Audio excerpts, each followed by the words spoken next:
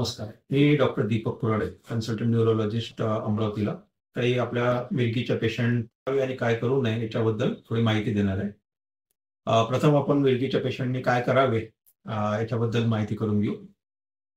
एक गोष्ट लक्षात घ्यायची की सगळ्यात महत्त्वाची गोष्ट आहे ती म्हणजे आपले औषधं जे डॉक्टरांनी सांगितल्याप्रमाणे दिलेल्या ठराविक वेळेतच घ्यावी.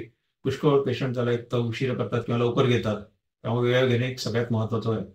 दुसरं म्हणजे पुरेशी झोप घेणे, योग्य आणि संतुलित आहार, ह्या 2-3 गोष्टी फार महत्त्वाच्या आहेत. शिवाय बाहेर जाताना त्यांनी एक कार्ड आपल्यासोबत ठेवावे.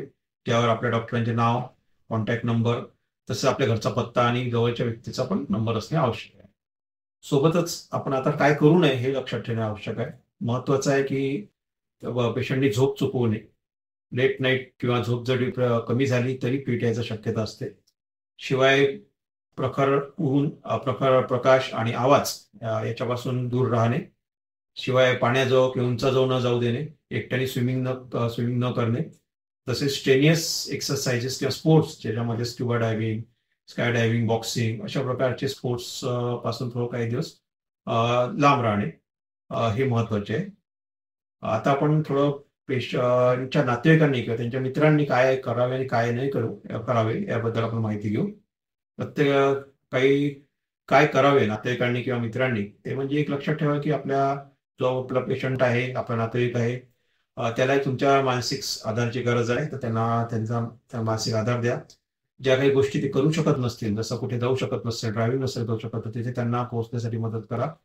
त्यांना वेळेवर औषध घेण्यासाठी प्रोत्साहित करा आणि तुमच्या आधाराची, त्यांना सपोर्टची गरज आहे हे लक्षात ठेवा. आणि सध्या काय करू नये त्यांच्या नातेवाईकांनी किंवा मित्रांनी त्याच्याबद्दल म्हणजे त्यांना वेगळं काही ठेवू नका. त्यांना असं वाटू देऊ नका की ते तुमच्यापेक्षा वेगळे आहेत. त्यामुळे त्यांना डिप्रेशन येऊ शकतं किंवा त्यांना मानसिक तणाव येऊ शकतो. तर त्यांना सोबत ठेवा. त्यांच्या ऍक्टिव्हिटीमध्ये सामील घ्या किंवा त्यांच्यामुळं तुमच्या घरचे काही ऍक्टिव्हिटी हॅम्पर्ड होत आहे असं त्यांना वाटू देऊ नका आणि ते होऊ देऊ नका. ते महत्वाचं आहे. शिवाय वेळोवेळी त्यांना ते जे काही करू शकत नाही यापेक्षा ते जे काही करू शकतात त्याच्याबद्दल त्यांना प्रोत्साहन द्या.